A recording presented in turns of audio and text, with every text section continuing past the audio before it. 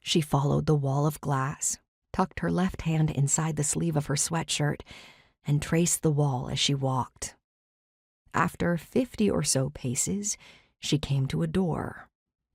She planted her feet and pushed it open with both hands, the magnetic seal giving way as she stepped into the frosty morning air.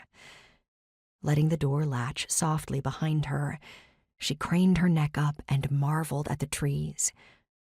Up close, she noted the differences in the landscape compared to Colorado. The earth here was deep brown, the soil sediment dense, and instead of aspens, she counted the lichened branches of natural beech. Ahead, the winding path she had seen from her bedroom window unfurled before her. The ground on either side was blanketed in rich green moss and dotted with limestone rocks and gullies. Though still obscured by fog, the rising sun was beginning to burn pockets through the mist. Cora tightened her ponytail and continued on. She stuck to the path and moved like a ghost among the trees.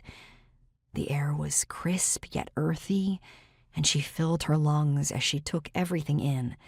The chirping of birds as they greeted the day, the gentleness of the wind weaving its way through 1,000 different shades of green.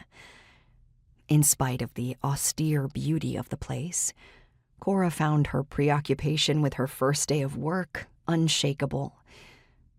Before her freshman year of high school, she had forced Raymond to drive her to the unfamiliar campus a month early so she could memorize where her classes were going to be held.